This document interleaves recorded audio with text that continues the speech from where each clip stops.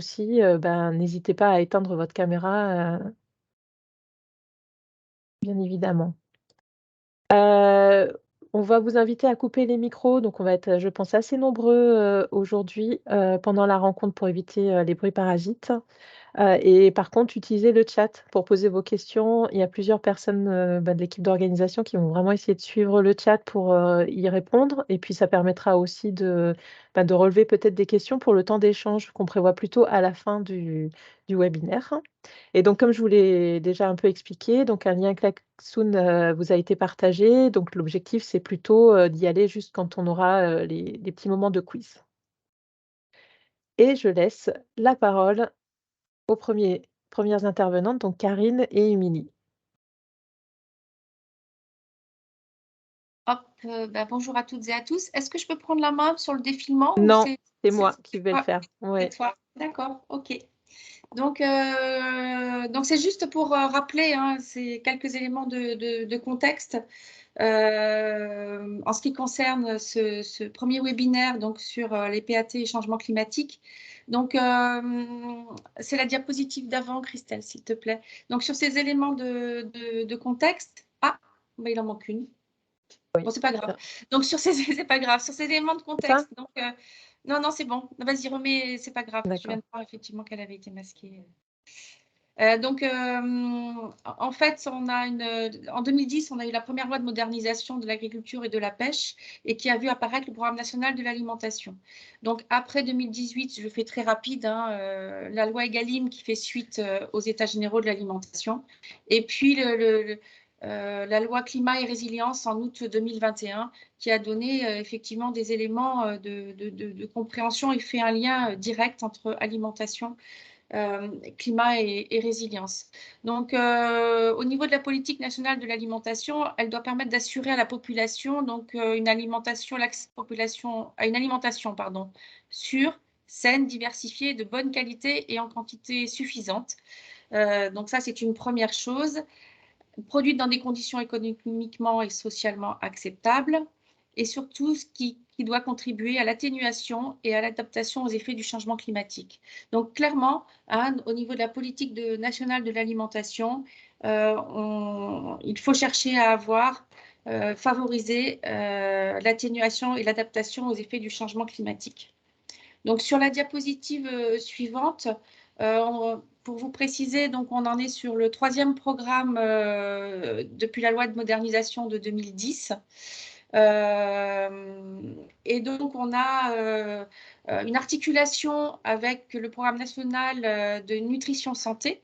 Hein, et cette articulation, en fait, a donné le programme national alimentation nutrition. Donc, avec ces deux aspects, alimentation durable et nutrition santé. Et ça, c'est quelque chose d'important parce qu'on va le retrouver dans la stratégie qui va être mise en place en 2023, qui est la stratégie nationale pour l'alimentation, la nutrition et le climat. Et donc là, clairement, l'enjeu climatique est cité.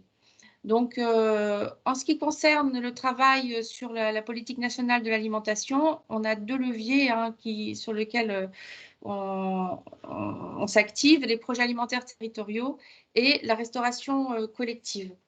Donc, la restauration collective, très rapidement, l'objectif, c'est de monter en gamme de l'approvisionnement et avoir aussi des produits qui sont liés à l'alimentation durable, notamment à minima 20% de produits bio. Hein, ça fait partie des objectifs. Voilà. Sur la diapositive suivante, juste ce que je voulais rappeler, c'est par rapport au PAT. Donc, c'est un outil hein, qui est ancré maintenant durablement dans les territoires. On a une définition légale. Ça, c'est quelque chose qui est important. Et c'est un projet qui est collectif et c'est un projet qui est ascendant. C'est-à-dire que ce projet est toujours issu du territoire. C'est toujours une demande du territoire pour avoir ce projet alimentaire territorial. Et donc, c'est un projet systémique, hein, c'est un projet d'ensemble qui va des producteurs aux consommateurs et qui lie transformateurs, distributeurs et collectivités territoriales. Donc, c'est bien, on a bien un enjeu d'ancrage territorial de l'alimentation et un enjeu de transition agricole et alimentaire. Donc ça, comment dire, ça fait partie des éléments de base constitutifs des projets alimentaires territoriaux. Donc, ces projets alimentaires territoriaux peuvent être portés par des collectivités, mais en région, donc aussi par des parcs naturels régionaux, voire des associations, mais on n'en a pas en région. Alors, en ce qui concerne la loi climat et résilience, donc d'août 2021, de nouveaux projets ont été assignés de nouveaux objectifs ont été assignés aux projets alimentaires territoriaux, notamment participer au développement de la certification environnementale. Ça, c'est une première chose. Donc, soit de niveau 2, soit de niveau 3, c'est-à-dire la certification HVE. Travailler sur la résilience économique et environnementale des filières territoriales et puis contribuer à la souveraineté alimentaire nationale. Voilà. Donc ça, ce seront les grands objectifs. Et il va y avoir donc pour septembre 2023 la stratégie nationale pour l'alimentation, la nutrition et le climat. Donc en parallèle, il y a un dispositif d'accompagnement qui a été confirmé par la loi et notamment un réseau national des projets alimentaires territoriaux est en train de se construire, sachant que nous, au niveau régional, on a quand même déjà notre réseau régional des PAT. Et j'en profite, merci pour l'animatrice, merci à Christelle, parce qu'on a une animation qui est très, très active sur la région PACA. Donc, en ce qui concerne, sur la diapo suivante, j'ai reprécisé les 4 éléments de la loi climat et résilience qui vont se retrouver dans cette nouvelle stratégie pour l'alimentation, la nutrition et le climat. Donc, quatre piliers, un pilier économique, social, environnemental et un pilier de santé publique qui est important. Et qui va bien évidemment de pair avec l'environnement.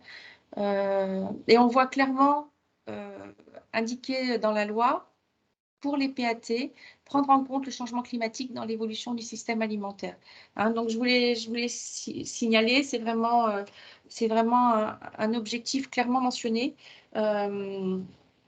Donc, et cette stratégie nationale, ce qui est important, c'est qu'elle devra déterminer des orientations de la politique d'alimentation durable au niveau des territoires pour qu'ils soient avoir une production qui soit moins émettrice de gaz à effet de serre, plus respectueuse de la santé humaine, c'est le volet santé, davantage protectrice de la biodiversité et qui favorise la résilience des systèmes agricoles et des systèmes alimentaires territoriaux. Donc, voilà les éléments apportés par la loi. Au niveau de la région PACA, donc, pour faire le lien avec les projets alimentaires territoriaux, il y a plus de 95% de la population qui est concernée par un projet alimentaire territorial. Et au niveau et sur la diapo suivante, vous avez donc les éléments d'un groupe de travail qui n'est pas institutionnel. C'est un groupe d'institutionnels, mais le groupe de travail, lui, n'est pas institutionnel. Il est très spécifique à la région PACA. C'est-à-dire qu'il réunit donc des acteurs autour de l'alimentation durable, donc 2 agences, l'Agence régionale de santé et l'ADEME, et puis donc la région Sud, Provence-Alpes-Côte d'Azur, et donc la DRAF, et l'ADREAL et l'ADRETS pour les représentants de l'État en région. Et ça, c'est un élément qui est important de cohésion au niveau de l'alimentation durable et de prise en compte des effets de l'alimentation sur le changement climatique. Donc là, je passe la parole à Émilie pour les axes stratégiques. Merci Karine. Alors, des différentes, je vous rassure, je ne vais pas m'étendre sur les différents schémas, plans, etc. Mais c'est juste pour reprendre en fait de ces lois nationales, comment on peut les intégrer comme un levier sur nos territoires. Donc, on a des schémas régionaux, des schémas directeurs, des plans locaux, des schémas de cohérence, etc. Et on voit bien que de la loi et de ces schémas, on retrouve aussi bien les parties alimentation, agriculture que l'atténuation ou l'adaptation au changement climatique. Je prends juste un petit exemple avec les plans climat, air, énergie territoriaux qui sont réglementaires. Dedans, il y a diminuer les émissions de gaz à effet de serre, s'adapter au changement climatique. Et quand on sait que l'alimentation représente 25% des émissions de gaz à effet de serre, forcément, il y a un lien et il y a aussi des appuis possibles. Si on prend le focus d'aujourd'hui sur l'adaptation au changement climatique, l'eau, on retrouve aussi les éléments dans le plan de bassin d'adaptation au changement climatique sur Rhône-Méditerranée qui va vous être exposé, enfin pas le plan, mais les éléments après par les collègues de l'Agence de l'eau. Voilà. Et après, donc, comment on utilise en fait ces différents plans, stratégies dans nos propres accompagnements. Si je prends l'exemple, c'est la slide d'avant, s'il te plaît, l'exemple de l'ADEME. On a spécifiquement une stratégie d'adaptation au changement climatique qui reprend tous les éléments, dont l'alimentation et l'agriculture.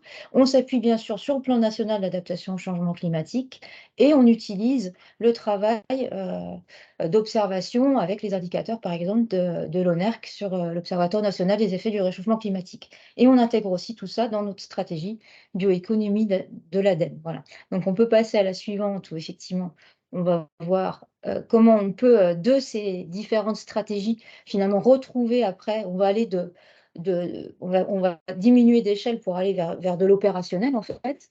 Donc, ce qu'on retrouve très régulièrement dans les stratégies, c'est anticiper et connaître. Donc, on va utiliser des travaux de prospective, notre étude résilience. Quand je dis notre, c'est la Coalim, hein, l'étude résilience alimentaire en Provence-Alpes-Côte d'Azur. Les travaux, je parlais de l'ONERC, mais on a la chance aussi d'avoir un groupe régional des experts du climat et on présentera par la suite les impacts du changement climatique sur notre région et sur la filière alimentaire. Voilà. Donc, connaître pour pouvoir agir maintenant et collectivement.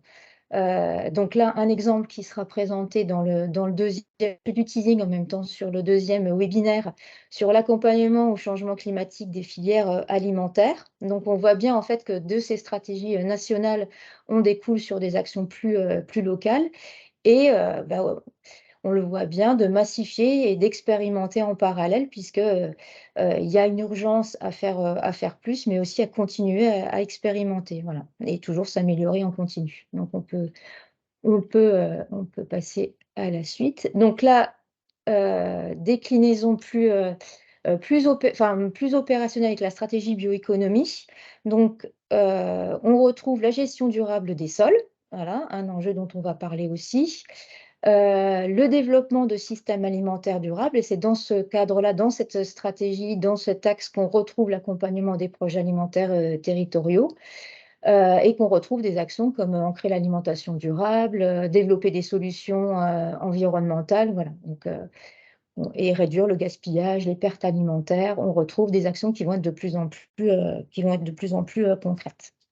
On peut passer à la slide suivante. Voilà. Alors, pour changer d'échelle, effectivement, des observatoires régionaux, le GREC Sud, connaître les impacts du changement climatique et un petit focus il y a les impacts du changement climatique, mais il y a aussi les coûts qui sont engendrés. On voit que plus on attend pour s'adapter, plus ça coûte cher. Donc ça, c'est quand même très important. En 2006, il y a un économiste anglais, Nicolas Stern, qui a sorti un rapport qui a montré que plus on attendait, plus ça coûtait cher. Il a relié en fait le coût de l'inaction au PIB. Voilà. Et dernièrement, il y a France Stratégie qui a sorti un rapport qui montre que les surcoûts liés à l'augmentation des aléas climatiques, c'est 1 milliard d'euros par an en France. On peut y ajouter aussi les coûts de l'adaptation liés à l'accroissement de l'usage de l'irrigation. Idem, 1 milliard d'euros. On peut y ajouter aussi tous les coûts sur le renouvellement des vergers, estimés à 600 millions d'euros par an.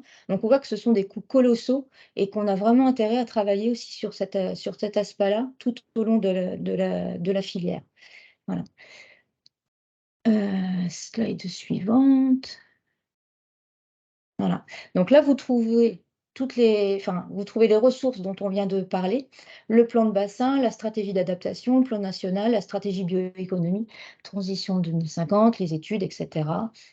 Et les accompagnements sur les filières alimentaires. Donc, si ces éléments-là vous intéressent, parce que j'ai été très rapide, très évasive, on pourra en reparler ultérieurement.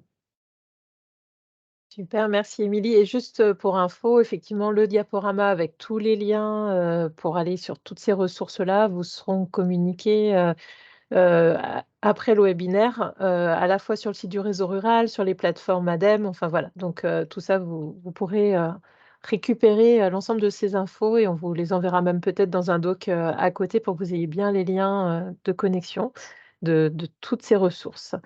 Je vais inviter dans la suite, après ce panorama en fait, de pourquoi les projets alimentaires territoriaux ont à travailler sur cette question de l'adaptation au changement climatique et comment ça se décline en fait par rapport à des politiques quand même plus globales et comment ça peut intervenir sur le territoire. On va demander en fait au GREC Sud, à Philippe Rossello, de alors on a d'abord un petit quiz, pardon, mais oui, bien sûr, avec Chloé aussi, Stab. Donc je te laisse te présenter peut-être Chloé pour ceux qui n'étaient peut-être pas à Grasse et qui ne t'ont pas encore croisée déjà. Oui, bien sûr. Alors j'espère que vous m'entendez bien. Oui. Du coup, donc Chloé Stab, je travaille au GREC Sud et l'association, qui est portée par l'association Air Climat et sur les questions d'agriculture, alimentation en lien avec le changement climatique. Donc Ouais. voilà. Donc là, je vous invite en fait à aller sur le klaxon ou sur lequel en fait on lance du coup. Vous avez juste à cliquer sur participer. Alors, est-ce que je sais peut-être qu'il y a des personnes qui sont arrivées après qu'on ait partagé le lien. Peut-être ce serait bien si on peut le repartager dans le chat pour ceux qui souhaitent, se connecter. Il n'y a pas besoin de mettre de mail normalement avec un pseudo, vous pourrez, voilà. Donc c'est un quiz en fait sur, est-ce que les propositions qui sont faites sont, des solutions d'atténuation ou des solutions d'adaptation? Ou est-ce qu'il y a un risque de maladaptation ou aucune de ces propositions? Il peut y avoir des choix multiples, comme il peut ne pas y avoir de choix multiples, hein. Ça, c'est aussi, voilà. Donc, je vous laisse. Il y a déjà quelques réponses qui arrivent. Super. On va pas Pour pas perdre trop de temps, voilà, on va aller assez rapidement. Voilà, super, il y a plus que 10 personnes connectées qui n'ont pas encore répondu. F Voilà, je pense qu'on va répondre. Christelle, si tu veux bien, du coup, répondre et puis valider. Voilà, on arrive. Alors, du coup, la réponse. Et là, Chloé, je te laisse peut-être juste dire.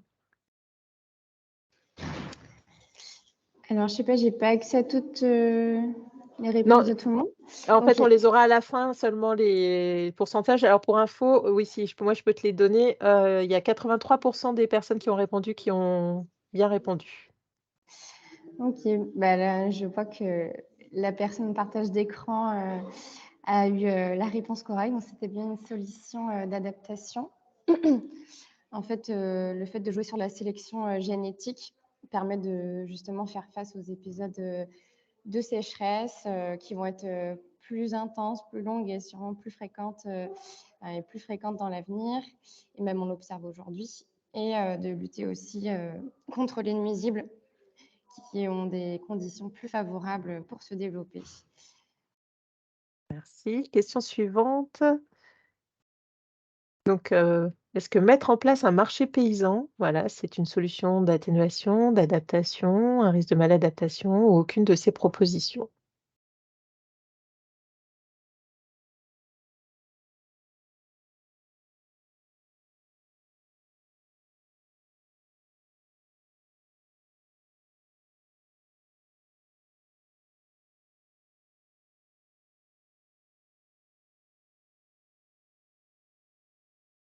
OK. Christelle, je t'invite à répondre et on va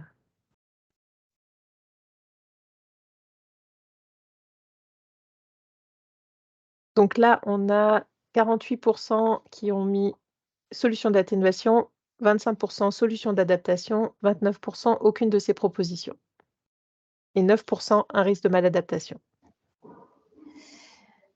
Ok, non, c'est intéressant de, de voir les résultats. Alors là, dans ce cas précis, donc c'était à la fois une solution d'atténuation, mais aussi d'adaptation. Parce qu'on se rend compte que les marchés paysans, ça favorise en fait les produits locaux qui vont être vendus du coup en direct.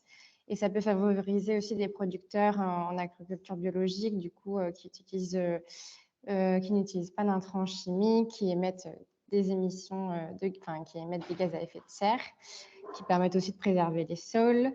Et donc là, dans ce sens-là, c'est une solution d'adaptation, parce que ça permet aussi de sécuriser les revenus des producteurs et de favoriser diversification, circuits courts et meilleure valorisation des produits. Donc une meilleure résilience en fait face au climat. Alors, est-ce que favoriser et développer les pratiques agroécologiques sur le territoire, par exemple, proposer des formations sur ces pratiques aux agriculteurs, est-ce qu'il s'agit donc toujours d'une solution d'adaptation, d'atténuation, avec un risque ou pas de maladaptation, ou aucune de ces propositions?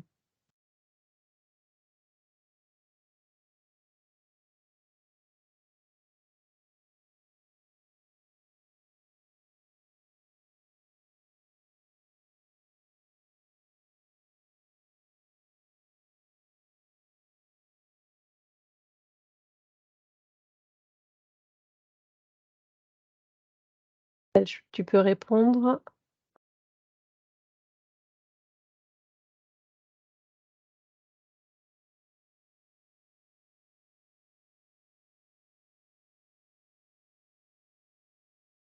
Donc là, on a 78 de personnes qui ont répondu solution d'atténuation, 87 solution d'adaptation et 6 qu'il y a un risque de maladaptation. Alors là aussi, c'était c'est une action en fait qui permet à la fois de stocker du carbone dans les sols. Il n'y a pas d'intrants chimiques normalement dans ce type de pratiques qui sont utilisés, donc ça participe aussi à diminuer les émissions de gaz à effet de serre. Donc c'est en ça que c'est une solution d'atténuation. Et pour le volet adaptation, c'est que ce qu'on observe dans l'agroécologie, c'est une diversification des cultures, des pratiques qui sont aussi souvent liées à une vente en circuit court. Donc, ça permet aussi une meilleure résilience en fait des exploitations agricoles face aux événements climatiques.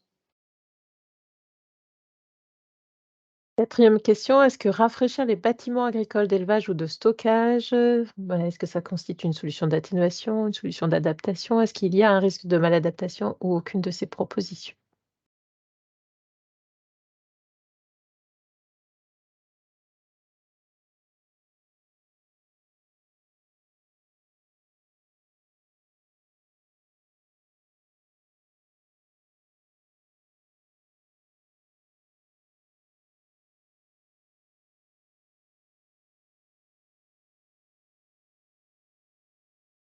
Chris Christelle, je t'invite à répondre, s'il te plaît.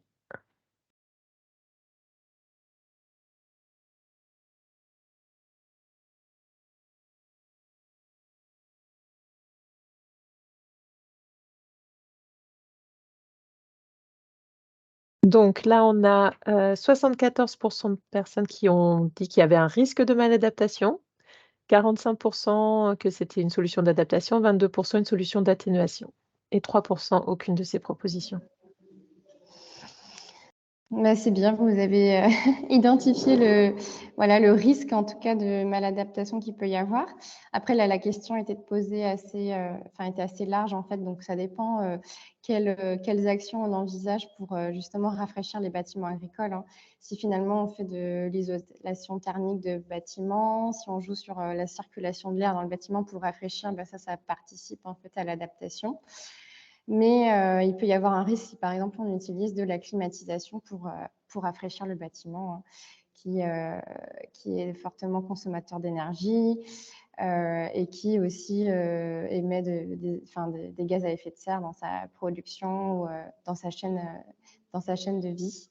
Et si finalement on isole aussi thermiquement le bâtiment, bah, on va consommer aussi moins d'énergie et donc émettre moins de gaz à effet de serre. Donc, ça peut aussi rentrer dans la partie atténuation.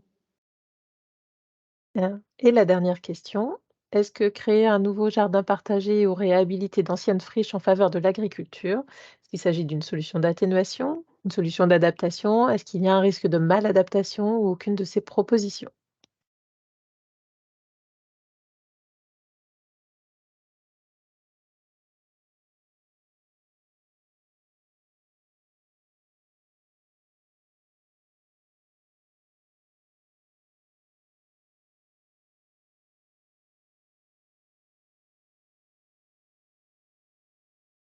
Christelle, je t'invite à répondre.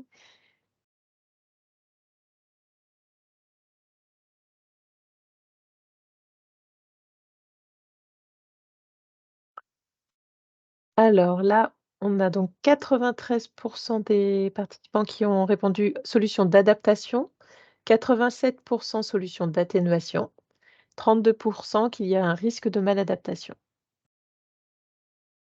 et 0 pour aucune de ces propositions. Alors, et donc, dans cette dernière question, c'était en réponse aussi une action d'atténuation et d'adaptation, si on envisage la solution plus largement. Atténuation, parce que finalement, le fait de créer un jardin ou de réhabiliter des friches, on va permettre d'augmenter le stockage de carbone dans les sols en travaillant ce sol et en replantant en fait de la végétation ou des cultures. Et ça peut aussi faire partie de l'adaptation parce on participe à désimperméabiliser potentiellement les sols, ce qui peut permettre de réduire le risque en fait inondation, mais aussi en fait ça peut devenir un lieu en fait de sensibilisation autour des transitions écologiques, agricoles, alimentaires, et donc participer aux bonnes pratiques dans ces domaines. Super, merci Chloé. Je ne sais pas si, parce que on n'est pas revenu sur les définitions, mais peut-être rapidement, je peux les rappeler. Là, on les a évoquées au fur et à mesure, mais Et on du les coup, rajoutera dans le diaporama parce que finalement on les avait pas rajoutés, mais oui, tout à fait. donc, ce qui était important, c'était de revenir sur ces définitions, c'est d'avoir d'un côté l'atténuation qui permet en fait, l'objectif c'est de réduire les causes du changement climatique, donc ces gaz à effet de serre, en fait, donc de réduire les émissions, mais aussi de favoriser le stockage de carbone dans les sols. Et sur le volet adaptation, c'est s'adapter en fait, faire face aux conséquences du changement climatique. Et le risque de maladaptation, c'est donc finalement mettre en place une solution d'adaptation qui va être émettrice de gaz à effet de serre ou alors qui peut avoir des conséquences et augmenter la vulnérabilité dans d'autres secteurs. Il faut aussi envisager les problématiques ou le système de manière globale et transversale pour faire en sorte qu'il n'y ait pas de transvasement de vulnérabilité. Super, merci Chloé. Donc on laisse, peut-être la parole maintenant à Philippe, pour, présenter les impacts du changement climatique sur les systèmes alimentaires et agricoles en région Provence-Alpes-Côte d'Azur. Oui, je prends le relais. Merci Christelle et merci Chloé. Oui, Philippe Rossello du groupe régional d'experts sur le climat en Provence-Alpes-Côte d'Azur, appelé le GREC Sud. Alors là, j'ai un diaporama assez riche, mais je vais revenir sur quelques éléments en fait, et vous pourrez retrouver ce diaporama par la suite. Pour être simple, ce GREC Sud, en fait, transfère les connaissances scientifiques les plus récentes sur le changement climatique et accompagne les territoires pour qu'ils puissent s'engager résolument et positivement s'engager dans la transition écologique. Quand je dis transition écologique, ça inclut bien sûr tout ce qui est transition énergétique, environnementale, sociale, économique, politique, etc. Donc ce GREC Sud est à l'interface science-société et s'adresse désormais à tous les publics. Et c'est, comme l'a dit Chloé, hein, c'est une initiative qui est portée par une association, l'association Air Climat. Diapo suivante, s'il te plaît. Donc, ce groupe régional, sans entrer le détail, hein, parfois aussi quand on simplifie, on dit que c'est un GIEC régional, un comité scientifique, un secrétariat permanent, c'est-à-dire qu'on répond à vos questions tout au long de l'année. 350 chercheurs sont actifs. Alors, ce sont des chercheurs qui travaillent aussi bien sur la physique physique, biologie, que la sociologie, la psychologie, alors avec une approche transversale du changement climatique, approche transversale et systémique. Ce terme a été employé aussi tout à l'heure par Karine. On assure une veille scientifique, on publie des cahiers thématiques et territoriaux qui sont en accès libre sur le site web du GREC Sud. Bon, je vais pas tout lire, on intervient bien sûr lors de journées thématiques et de festivals et autres. Alors, ce qui est important, d'ailleurs, pour vous qui nous écoutez, c'est qu'on collecte aussi les besoins des acteurs territoriaux. Donc, il ne faut pas hésiter à venir vers le GREC Sud pour dire, ben voilà, on a besoin de telle information, de telle connaissance. Alors, si on peut y répondre, tant mieux. Si on n'a pas la réponse, on mobilise la communauté scientifique. Donc, oui, Chloé s'est présentée tout à l'heure. Alors, ça me permet d'aller vite sur cette diapo.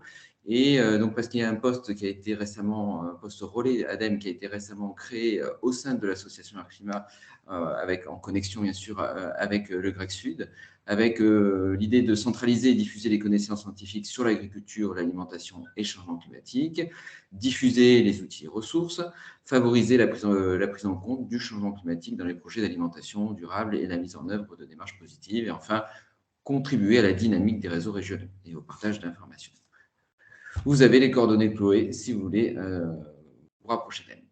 Alors, le changement climatique et la température dans un premier temps. Donc, vous le savez, il y a une évolution progressive de cette température, une évolution qui est rapide depuis ces 60 dernières années, mais c'est quand même une hausse de la température depuis le début de l'ère. Depuis le début de l'ère industrielle, pardon. Et donc, on a gagné actuellement, à l'échelle planétaire, plus 1,1 degré Celsius en moyenne. C'est plutôt 1,5 degré Celsius sur les surfaces terrestres. En France, on est autour de 1,7. Et dans la région, depuis le début de l'ère industrielle, on est à 2 degrés et plus en montagne, en fait. Donc, ce qui est considérable. Et vous pouvez retenir peut-être un indicateur, en tout cas ces dernières décennies, la température augmente de 0,3 degrés Celsius en moyenne annuelle par décennie. Et c'est davantage, il y a des contrastes saisonniers, c'est davantage en été. Alors qu'est-ce que ça veut dire pour ces prochaines décennies, même sans aller dans un... je veux dire, à brève échéance, si vous voulez, ces prochaines décennies, d'ici 2050, les températures, l'été par exemple, seront très régulièrement supérieures à 35 degrés et nous aurons des pics de chaleur à 40-45 degrés, voire plus. Vous savez que fin juin 2019, on avait atteint déjà 44 degrés dans la région. Donc, parmi aussi les effets du changement climatique, il y a ces vagues de chaleur qui sont plus intenses, plus fréquentes, plus longues, en tout cas là, au niveau de la température. Sur les précipitations, on a une grande incertitude. On a les modèles qui donnent des résultats différents, mais on a quand même des tendances. Avec d'ici 2050 des cumuls annuels de précipitations qui seraient stables, mais des contrastes avec contrastes saisonniers, avec des baisses des précipitations, par exemple en été. Et si vous avez un été plus long, plus chaud, plus sec, bien, ça va poser un certain nombre de problèmes, à la fois pour l'agriculture, pour le tourisme et un grand nombre d'activités. Donc aussi, parmi les effets du changement climatique, il y a le doublement de la fréquence des événements dépassant un seuil de 200 mm de pluie par jour, donc en 24 heures. Ça veut dire, quand on dit 200 mm, c'est 200 litres par mètre carré. On a eu, en octobre 2020, 500 millilitres dans les Alpes-Maritimes, c'est-à-dire qu'on avait 500 litres par mètre carré qui dévalaient de la montagne Donc, c'est ce qui était considérable. Il y a aussi, bon, il y a le doublement de la fréquence, mais aussi l'intensité des événements climatiques extrêmes, des épisodes méditerranéens qui augmentent. Et puis, le doublement de la probabilité de la crue centennale. Donc là, vous pourrez revenir dessus, sur la diapo suivante, mais je vais y passer aussi assez rapidement. Là, je disais, vous pourrez revenir sur ce diaporama tranquillement pour regarder les différents indicateurs. Mais là, vous retrouvez un petit peu des éléments dont j'ai déjà parlé, mais puis d'autres aussi, cette hausse de la température. S'il y a hausse de la température, il y a aussi cet isotherme, les isothermes qui remontent en altitude, ces canicules dont j'ai parlé, l'intensité des épisodes méditerranéens. Voilà. Bon, c'est aussi moins de neige. Moins de neige, par exemple, d'ici 2050, les stations en dessous de 1800 mètres d'altitude auront de grandes difficultés et il sera plus possible de skier, même avec de la neige de culture. Et puis, il y a des questions de ressources en eau, hein, bien sûr, avec, je parlais tout à l'heure d'été plus sec, au moment où on en aura le plus besoin, et il fera plus chaud qu'aujourd'hui. Donc, ça va poser des problèmes. Alors, quelques exemples aussi d'effets du changement climatique, l'érosion de la biodiversité, le risque de méga-feux aussi, et le renforcement des îlots de chaleur urbains, l'élévation du niveau de la mer, bien sûr. Diapo suivante. Alors, sur les ressources en eau, je l'ai dit, hein, des sécheresses estivales qui seront plus sévères, donc des diminutions aussi des débits de surface, une augmentation du nombre de jours d'assec, c'est-à-dire que vous n'avez plus d'eau dans votre cours d'eau, l'augmentation de la température de l'eau, la diminution du niveau d'eau souterraine et l'augmentation du risque du crue.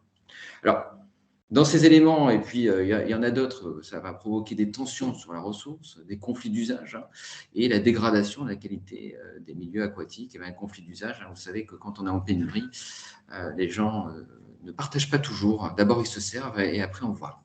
Diapo suivante.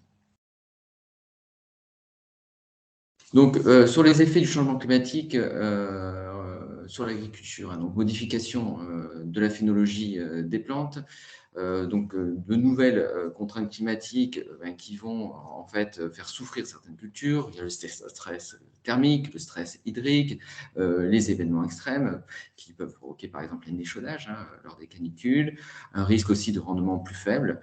Ça a été observé par le bleu, mais là, il y a encore des observations en cours.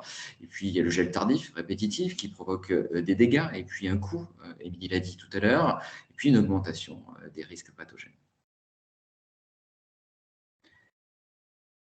Alors, des systèmes alimentaires et agricoles vulnérables, hein, vous l'aurez compris, hein, face au changement climatique, nos systèmes alimentaires et agricoles sont fragiles. Pourquoi ? Ce sont des systèmes qui sont complexes, qui sont souvent inégalitaires, et donc, si vous voulez, leur robustesse est conditionnée par différents facteurs, dont le type d'agriculture, le type de consommation, le type de régime alimentaire, le transport, les pollutions, le climat, on en a parlé, et on en parlera, le portage politique, etc. Et si vous voulez, le GREC Sud a publié un cahier que vous voyez en bas à droite, face au changement climatique, quel système alimentaire et agricole privilégier en région Provence-Alpes-Côte d'Azur. Et comme on pouvait s'en douter, l'une des conclusions, c'est que ce système agriculture-alimentation n'est ni satisfaisant, ni durable, et que nos modèles alimentaires et agricoles sont encore dominés par l'agriculture intensive. Bon, et là, on voit en France un quart des émissions de GES, des gaz à effet de serre, proviennent, on corrigera, des systèmes alimentaires et agricoles. Alors, toujours dans ces systèmes alimentaires et agricoles qui sont vulnérables, ces dernières décennies en France, la consommation de produits transformés, viande, produits laitiers, défavorables à la santé, parce qu'on est bien sur une question quand on parle alimentation, on parle agriculture, on parle changement climatique. Il y a un volet extrêmement fort sur la santé humaine. Donc, toute cette consommation en fait, est défavorable à la santé humaine et aux équilibres des écosystèmes. Et puis, bien sûr, contribue aux émissions de gaz à effet de serre. Il y a de nombreux paradoxes dans notre région, et puis là, donc, on voit que notre région Provence-Alpes-Côte d'Azur exporte 61% de sa valeur agricole produite, alors que la consommation de produits agricoles et agroalimentaires est principalement issue d'importations. Donc à l'avenir, si on veut répondre aux enjeux du changement climatique, aux enjeux de la transition écologique, il va falloir remédier à cela. Juste un mot peut-être sur la diapo précédente, vous verrez hein, sur les principales émissions de GES, fabrication d'engrais, épandage, changement d'affectation des sols, déforestation, etc. Les principales raisons de la fragilité du système agricole. Alors, je ne vais pas tout lire, il y a une énumération, pareil sur les systèmes alimentaires, hein, mais on peut citer la baisse du nombre d'agriculteurs, la surexploitation de ressources non pérennes, la perte de la compréhension du fonctionnement écologique des agroécosystèmes. Tout cela, vous le retrouvez dans le cahier, hein, donc pollution aussi des systèmes aquatiques et pollution due à l'utilisation de plastique, par exemple. Diapo suivante. Donc toujours parmi ces principales raisons hein, pour le système agricole ici, maladies professionnelles, contamination des populations et des aliments, baisse de la biodiversité, perte de la diversité génétique, simplification des paysages, moindre capacité des agroécosystèmes à absorber et à retenir l'eau. Donc en fait, là, on a une liste, on a des exemples et on voit, quand on entend les discours, que les choses évoluent, que nos systèmes alimentaires, agricoles vont dans le bon sens. Oui, il y a des initiatives positives, mais il y a encore un gros travail à fournir.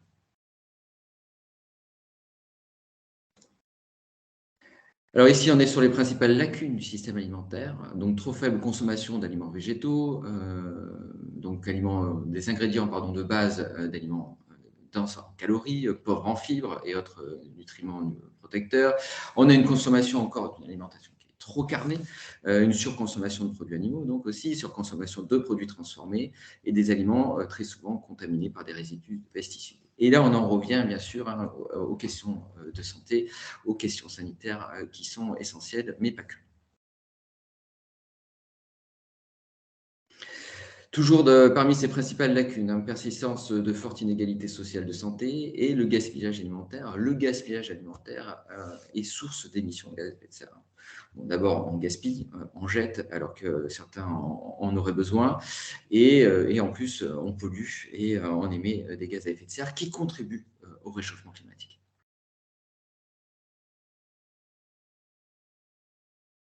Voilà, c'était ces quelques éléments. Moi, je vous invite à découvrir ce cahier du Grec Sud. Vous voyez le lien de téléchargement, en tout cas le lien vers la page qui vous amène aux différents cahiers du Grec Sud. Donc, prenez connaissance de ce cahier. Il est synthétique, il n'est pas bien long. Vous pouvez aussi sélectionner via le sommaire les thèmes qui vous intéressent le plus. Et puis, n'hésitez pas à revenir vers le Grec Sud, donc à revenir vers Chloé, à revenir vers moi, ou vers Antoine Nico, qui est coordinateur et animateur du Grec Sud, titre commun. Voilà. Merci. Merci beaucoup Philippe. On vient de partager justement le lien dans le chat. N'hésitez pas à y aller si vous n'avez pas encore découvert toutes ces ressources offertes par le Grec Sud, c'est vraiment un gros travail de synthèse quand même des ressources et des connaissances disponibles sur ces questions-là. J'invite Émilie, du coup, à présenter quelques ressources en lien avec ces questions d'adaptation au changement climatique et les territoires. Merci Christelle. Alors, je vais essayer d'être rapide parce que je sais qu'on a déjà pris du retard. Donc, je vais présenter succinctement et je vous invite, si vous êtes intéressé, à nous recontacter par ailleurs. Alors, pour pouvoir agir, il faut avoir des ressources. Philippe vient d'en mentionner pas mal. Donc, pour avoir des ressources sur l'adaptation au changement climatique, on a créé ce centre de ressources en mettant en commun les différents travaux de différentes institutions. Et aussi de regrouper toutes les connaissances pour ne pas avoir à chercher dans tous les sens. C'était vraiment le but de ce centre de ressources sur l'adaptation au changement climatique. On y retrouve tout ce qu'a fait Météo France, l'INRAE, le CEREMA, l'ADEME, etc. Et plein de petits points, hein, parce que sinon ça serait trop long. Mais voilà, c'est vraiment l'idée d'avoir un point central pour trouver les ressources, avec différentes entrées par thématique, mais aussi régionales. Et l'idée là aussi, c'est que pour pouvoir agir, il faut pouvoir s'inspirer. Et du coup, avec l'idée de partager les bonnes pratiques et donc tu peux changer, Christelle, puisque ça c'était l'entrée. Là, c'est l'entrée par thématique, milieu et ressources. La slide suivante.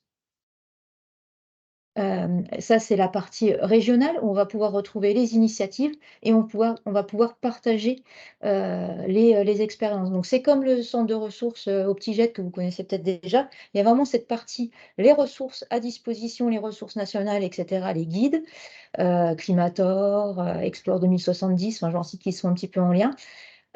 Et aussi ce qu'on fait en région et les initiatives. Voilà, donc c'est vraiment ce principe-là.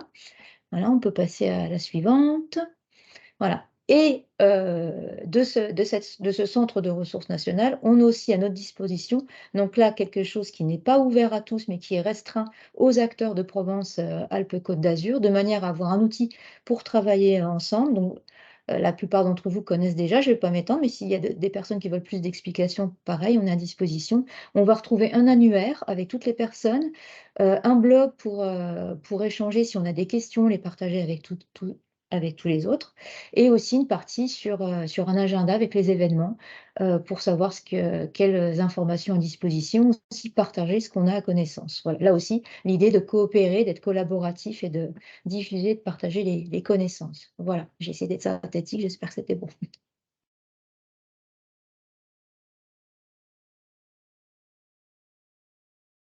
Donc, il y avait plusieurs diapos, effectivement, qui présentaient l'ensemble des présentations. Oui, Merci, Émilie, beaucoup. je vois le temps qui tourne, donc... Tout à fait.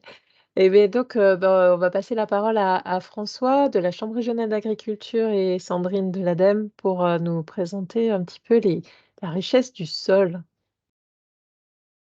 Bonjour, donc François Groel, je travaille au service Innovation, Recherche, Développement à la Chambre régionale, je suis chargé de mission et j'ai plutôt une fonction d'organisation de gestion de projet, mais là j'ai une spécialité, on va dire, sur la connaissance des sols.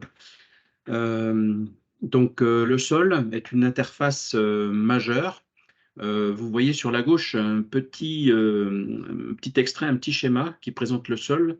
En fait, pour le situer, ça serait un petit peu comme l'épiderme de de notre corps par rapport à la taille de la Terre. Et le sol, il exerce, enfin, il a de nombreuses fonctions. Celle qu'on connaît le plus souvent, c'est celle qui touche le foncier, c'est-à-dire l'urbanisation, le support de l'urbanisation des activités humaines, mais il est aussi à l'interface de l'ensemble des cycles biogéochimiques et à l'interface des systèmes sol, atmosphère et sous-sol. Et donc, il a pour fonction, par exemple, de séquestrer le carbone, on en a déjà parlé tout à l'heure, de filtrer l'eau, ou tout au moins d'intervenir dans le cycle de l'eau. Il régule les éléments climatiques, il intègre les éléments nutritifs avec tous les processus de transformation de la matière organique, par exemple, on l'a évoqué tout à l'heure également. Il héberge une quantité astronomique d'êtres vivants. Donc, c'est aussi potentiellement une source de biodiversité et de diversité au niveau de l'ADN. Et il régule des phénomènes, donc, comme on l'évoquait tout à l'heure, des problèmes de régulation de crues, des problèmes de régulation du cycle de l'eau de manière très importante. Il peut aussi fournir des matériaux de construction, supporter les activités humaines, on en trouve aussi en archéologie. Voilà, donc il exerce de fonctions extrêmement multiples. Je laisse la parole à Sandrine. Oui, merci. Donc, bonjour et rebonjour. Alors, je vais juste pas parler 10 minutes non plus parce que ça va vraiment dans le même sens. L'idée, c'est de se dire pourquoi se soucier des sols, tout simplement parce qu'ils portent vraiment notre avenir. Déjà, le premier point, c'est que c'est une ressource qui est non renouvelable à l'échelle de temps, de notre temps humain. Il faut 200 à plusieurs milliers d'années pour pour former 1 centimètre de sol avec toutes ses fonctions et tout son équilibre. Et les sols fertiles sont rares sur Terre. On a une infime quantité de sols fertiles et on a à l'inverse 60% des sols au niveau mondial qui sont estimés dégradés à des niveaux divers, donc certains qui sont fortement dégradés et d'autres un peu moins mais bien amochés. Donc on est quand même sur une ressource non renouvelable qu'il faut vraiment préserver parce que toute notre vie en dépend, toute la vie en dépend. Donc je vous laisserai regarder tout ça en détail, parce que vous allez avoir des ressources derrière sur la diapo suivante que je vous invite à aller voir. Donc comme beaucoup d'entre vous connaissent le site Optiged, c'est un point d'entrée, préserver les sols, mais après vous verrez que quel que soit votre point d'entrée, vous allez avoir des liens vers les autres documents. L'avenir des sols en 10 questions, c'est un petit fascicule, qui est assez court et qui est très complet pour vous permettre, vraiment de voir, tous les enjeux liés au sol. Pourquoi se soucier de nos sols? C'est la même chose en encore plus compact, c'est une infographie, d'1 page. Et inversement, vous pouvez approfondir la question, donc sur le feuilleton sol de nos scénarios de transition de 2050, par exemple, où on peut voir que finalement dans chaque scénario, il y a vraiment un gros enjeu, sur les sols. Je pense que ça fait consensus à tout niveau. Et la diapo suivante, ça c'est pour, les personnes qui ont envie d'aller vraiment plus loin. Vous avez, sur les changements climatiques, donc une étude assez complète, qui peut vous renvoyer sur sur tous les points, toutes les recherches qui sont, en cours. Alors ils datent de 2016, mais il y a des recherches qui sont loin d'être finies et il y en a d'autres qui continuent. Je ne vais pas forcément aller plus loin aujourd'hui et je rends la parole à François. Voilà. Alors, donc, nous, notre objectif dans cette intervention, c'est de vous inviter à venir nous rejoindre le 12 mai prochain pour un séminaire, un webinaire beaucoup plus complet sur lequel nous pourrons aborder de manière plus détaillée ce que l'on vient de vous présenter de manière très très rapide et très synthétique. Pour vous dire l'importance des sols, là on évoquait avec les ressources nationales ADEME, l'Europe se repréoccupe de la problématique sol en ayant créé très récemment une mission sol européenne et également réexhume la directive sol qui avait été enterrée, c'est pas un mauvais jeu de mots, et qui va donc être remise sur le tapis de manière à justement préserver la santé des sols, avoir des directives plus claires sur la préservation de la santé. Au niveau national, et décliné en région PACA, on dispose d'un certain nombre de ressources. Alors, elles viennent du GIS Sol, du groupement d'intérêt scientifique Sol, du réseau de mixte technologique sur les territoires, du Comifère. Il y a des travaux très importants qui ont été construits et notamment pilotés par la Société du Canal de Provence, qui a un service spécialisé sur l'inventaire, gestion, conservation des sols, réseau de mesure de la qualité des sols, donc avec l'intégration de bases de données analytiques et de la cartographie. Je ne vais pas rentrer dans le détail, donc on a évoqué les chercheurs de la région qui travaillent dessus, l'université, INRAE, l'Institut IMBE, des organismes techniques, des experts, des organismes de développement, les chambres d'agriculture, les CIVAM, les parcs naturels régionaux, les stations d'expérimentation. Donc, de nombreuses compétences diversifiées, dispersées, et de nombreuses actions qui sont menées sur les sols, notamment au travers de groupes d'animation de groupes d'agriculteurs, de citoyens, donc les groupements d'intérêt écologique et économique et environnementaux, donc les groupes 30 000, le réseau REVA, voilà, et de nombreuses expérimentations. On vous présentera tout ça, ainsi que les outils de préservation et de reconquête du foncier agricole lors du séminaire du 12 mai. Voilà, j'en ai terminé. Je passe la parole à Merci l'intervenant François. suivant. Merci François. Alors pour commencer un petit quiz, alors je vais inviter Joël Hervaux de l'Agence de l'eau du coup à se présenter peut-être en 2 mots et on va faire un petit quiz sur la ressource en eau dans notre région. Oui, bonjour à tout le monde. Voilà, Joël Hervaux, je travaille à l'Agence de l'eau Rhône-Méditerranée-Corse et à la délégation de Marseille. Je suis référente sur la gestion de la ressource et le changement climatique. Et on excuse du coup Cécile Pité du service eau et risques naturels de la région qui devait aussi co-animer cette partie sur la ressource en eau qui malheureusement est souffrante aujourd'hui et n'a pas pu se joindre à nous, mais qui a beaucoup participé aussi à l'élaboration de tout ça. Donc je vous invite à aller sur le klaxon. On va lancer à nouveau un petit questionnaire en 4 questions. La première question, c'est: savez-vous qui consomme le plus d'eau en Provence-Alpes-Côte d'Azur? Les golfs et les piscines et autres usages récréatifs, les agriculteurs, les industriels ou les habitants pour l'eau potable?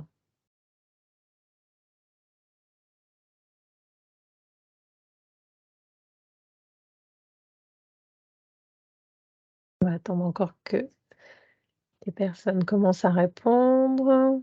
On a déjà plus qu'une dizaine de personnes. Christelle, tu peux répondre s'il te plaît? Et on va clôturer cette question. Donc, Alors juste pour, te répondre, juste pour te donner les chiffres, donc 46 ont répondu les agriculteurs, 33 les habitants, 20 les industriels, 20 les golfs et piscines. très bien. Alors, c'est intéressant comme réponse parce que la bonne réponse, ce sont les agriculteurs. Et je dirais les agriculteurs et de loin. C'est-à-dire que les prélèvements pour l'agriculture sont égaux à 61% des prélèvements totaux de la région PACA. Donc, les habitants en titre de l'eau potable prélèvent 28% et les industriels et les golfs, c'est autour de 9% chacun. Donc, les industriels notamment parce qu'ils ont des process industriels qui sont quand même relativement économes. Donc, dans ces industriels, je n'inclus pas l'hydroélectricité, ni l'aspect vraiment thermique. On n'est pas sur la vallée du Rhône, on n'est que sur la région PACA. Donc, les agriculteurs, le prélèvement des agriculteurs, c'est pour l'irrigation gravitaire, qui est la plus consommatrice d'eau, l'irrigation non gravitaire, les asperceurs et les gouttes à gouttes. Et puis, il y a un volume d'eau qui est important aussi, qui est utilisé par les agriculteurs, c'est le volume de transport d'eau, les canaux. Toute l'eau qu'on voit dans les canaux doit être transportée et cette eau peut revenir au milieu à un moment, oui. Merci. Deuxième question, savez-vous combien d'eau tombe en moyenne chaque année sur la région? 150 millimètres, 1500 millimètres, 10 000 millimètres, 720 millimètres. Oui, on essaiera de vous fournir les réponses, des quiz, tout à fait. Vu la question passée.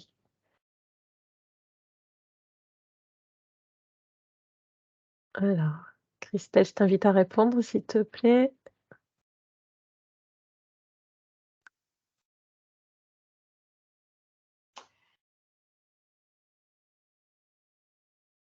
Alors, 70 des participants ont répondu 720 millimètres, 19 1500, 10 150 et 3 10 000 millimètres.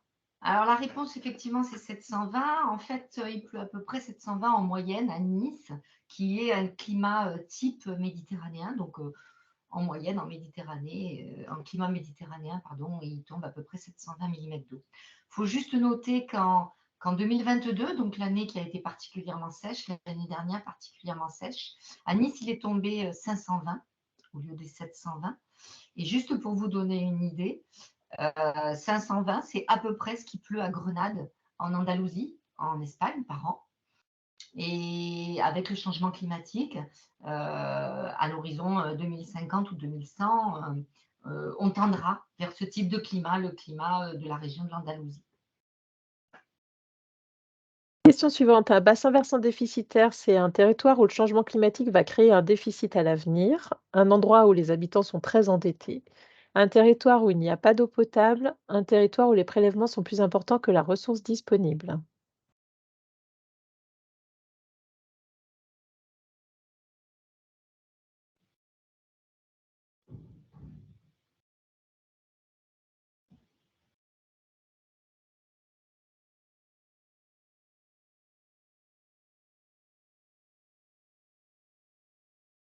Christelle, tu peux répondre s'il te plaît?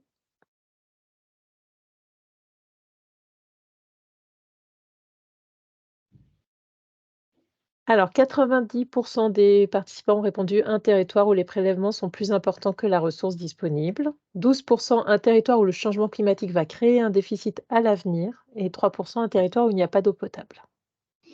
Alors là aussi, c'est un territoire où les prélèvements sont plus importants que la ressource disponible. Ça veut dire que les habitants, les gens, les usagers qui sont sur ces territoires prélèvent plus que ce que le milieu peut en donner. Et quand on parle milieu, on parle bien évidemment des cours d'eau, des nappes, des eaux superficielles ou des eaux souterraines. Donc ça veut dire qu'à un moment, c'est le milieu qui va en pâtir, c'est-à-dire qu'il devrait pouvoir avoir de l'eau. Or, les usages font que petit à petit, on prélève plus que ce qu'on devrait pouvoir laisser dans les milieux, et on verra ça tout à l'heure.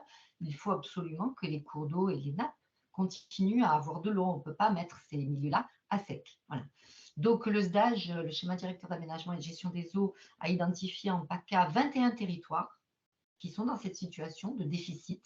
Et il s'agit bien d'un déficit actuel. C'est pour ça qu'on avait mis la question sur l'histoire du changement climatique dans l'avenir. C'est que déjà aujourd'hui, on a 21 territoires, c'est des bassins versants en PACA, qui sont déjà en déficit. Et la première chose à faire, ça va être de rétablir l'équilibre quantitatif par un système d'économie d'eau. Et donc, ce qui est important à retenir, c'est que voilà, il y a des territoires où il y a déjà des situations de déséquilibre actuels. Et dernière question, faire des forages individuels, ce qu'on retrouve souvent sur les territoires, est-ce la solution en cas de manque d'eau? Alors non, car il existe un risque de pollution non identifié. Oui, quand je ne suis pas desservie par un réseau collectif. Oui, car j'en prends moins au robinet. Oui, car cela permet de ne pas prélever dans la rivière qui est à sec. Non, car la multiplicité de forages peut créer un déficit même sur la rivière d'à côté, car les nappes sont en lien avec les cours d'eau. Oui, car je ne paye rien et en plus je ne suis pas obligée de le déclarer. Non, car eau souterraine ou eau superficielle, il s'agit bien souvent de la même ressource. Là, vous l'aurez compris, il y a plusieurs choix possibles.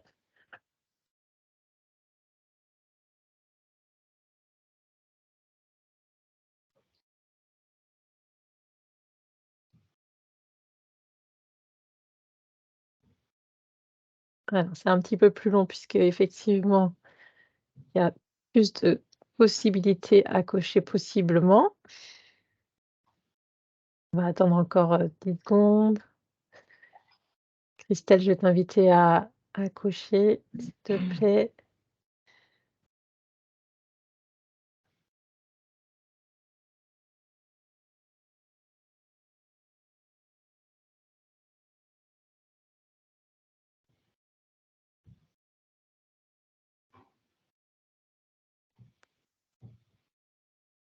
Allez, tu valides? Hop, alors on a 71 des personnes qui ont répondu non, car eau souterraine ou eau superficielle, il s'agit bien souvent de la même ressource. 93 non, car la multiplicité de forages peut créer un déficit même sur la rivière à côté. 65 non, car il existe un risque de pollution non identifié. 50 oui, quand je ne suis pas desservie par un réseau collectif. Et 9 oui, car cela permet de ne pas prélever dans la rivière qui est à sec. Et 6 oui, car j'en prends moins au robinet. Oui, alors là, effectivement, il y a beaucoup de réponses et vous avez bien identifié les sujets. Quand on prélève par forage individuel, bien souvent, c'est la même chose, c'est la même ressource. Quand elle est à sec en eau superficielle, bien souvent prélevée dans une ressource souterraine, ça peut être un problème parce qu'on puise dans la même ressource, donc on assèche les mêmes ressources. Alors, la seule bonne façon, enfin, quand on fait un forage individuel, bien évidemment, quand on n'est pas desservi par un réseau collectif, là où on n'a pas d'autre solution, mais normalement, on ne devrait pas être dans cette situation. Il ne devrait pas y avoir d'autorisation d'urbanisme si on n'est pas desservi, si on n'a pas les moyens d'être desservi par un ouvrage. Voilà, donc en fait, la multiplication des forages, évidemment que ça peut créer un risque de pollution. Ça crée bien évidemment un prélèvement dans la ressource qui finalement, à force de faire des petits prélèvements, finit par en faire un gros.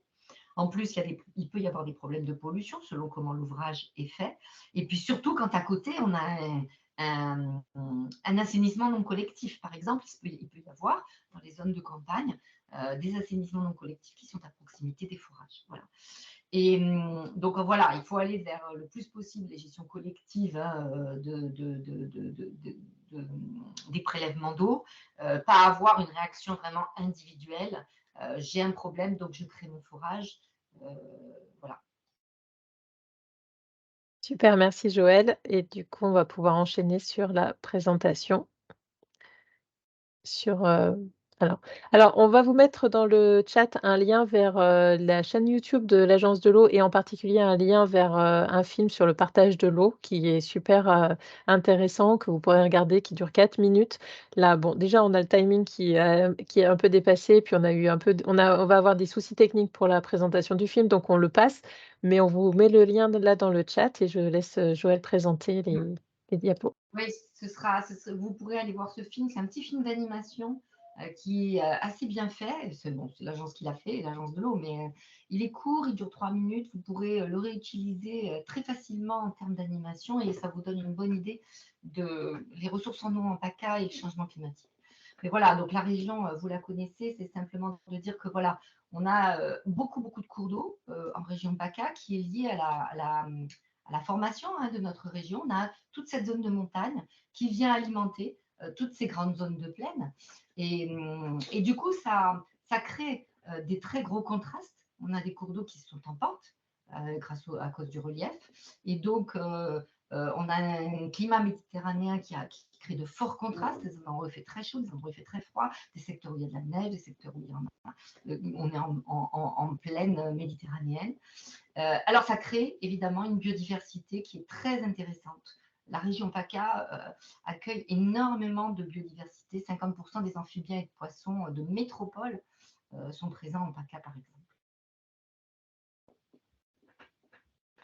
Alors, dans notre région, on a aussi des eaux souterraines. Alors, ça vaut toujours le coup d'en dire 2 mots parce que c'est vraiment un domaine de l'invisible. C'est un peu comme on avait le sol tout à l'heure. C'est le domaine de l'invisible et pourtant, c'est un domaine où il se passe énormément de choses. Pour la région PACA, nos aquifères sont globalement de bonne qualité. On a énormément de karstes, comme vous pouvez le voir sur la carte, les aquifères sédimentaires en vert. Les aquifères karstiques, les aquifères sédimentaires. On a quelques secteurs où il y a des nappes qui accompagnent les cours d'eau. Et il faut juste savoir que nos systèmes en PACA, nos systèmes aquifères sont de bonne qualité. Ils sont peu exploités. En fait, on les utilise peu pour notamment l'eau potable parce qu'ils sont peu disponibles. On est dans des karstes. C'est compliqué d'aller exploiter de l'eau en karst. Et il faut savoir qu'il y en a 29 de ces aquifères qui ont été identifiés comme stratégiques pour l'eau potable, donc à réserver pour les générations futures.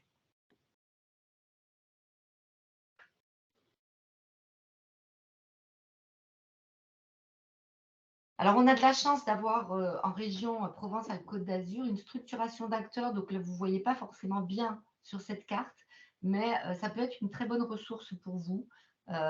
Sachez qu'on a un réseau des gestionnaires de milieux aquatiques, le RRGMA, qui est abrité par l'ARB et qui regroupe tout un tas de gestionnaires sur les territoires, donc gestionnaires principalement de cours d'eau, mais quelquefois aussi d'eau souterraine, vers qui vous pouvez vous retourner pour avoir des informations parce qu'ils collectent des données, ils font des études et ils peuvent se mettre à disposition pour vous donner pas mal d'informations sur les cours d'eau.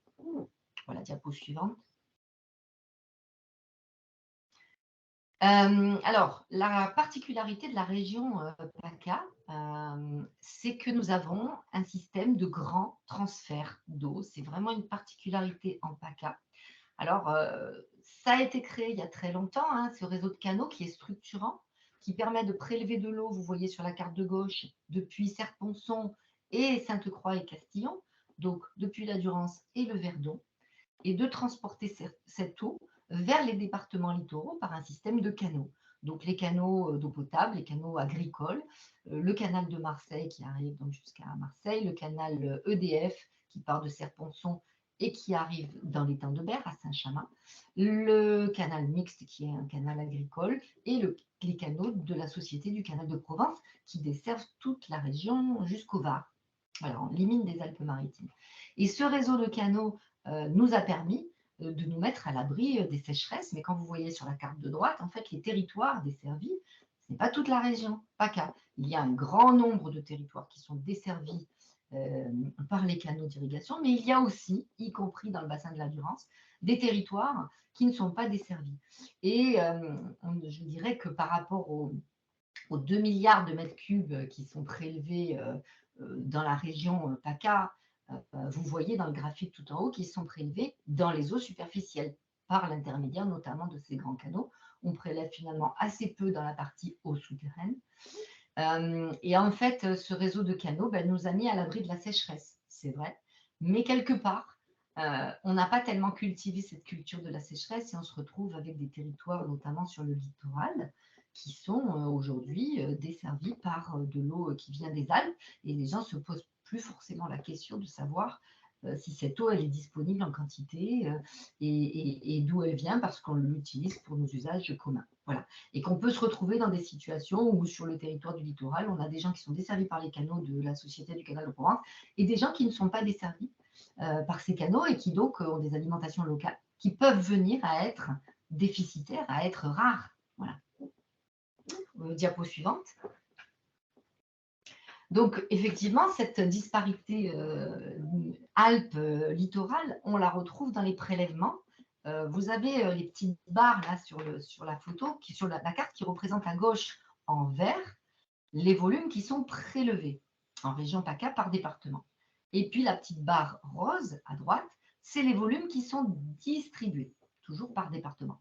Et on voit bien que les prélèvements sont faits dans les Hautes-Alpes et les Alpes de Haute-Provence, pour 72% des prélèvements, et qu'ils sont consommés, distribués sur le Vaucluse, les Bouches-du-Rhône et le Var. Voilà. Et on voit que ces départements littoraux, finalement, prélèvent assez peu par rapport à ce qu'ils consomment.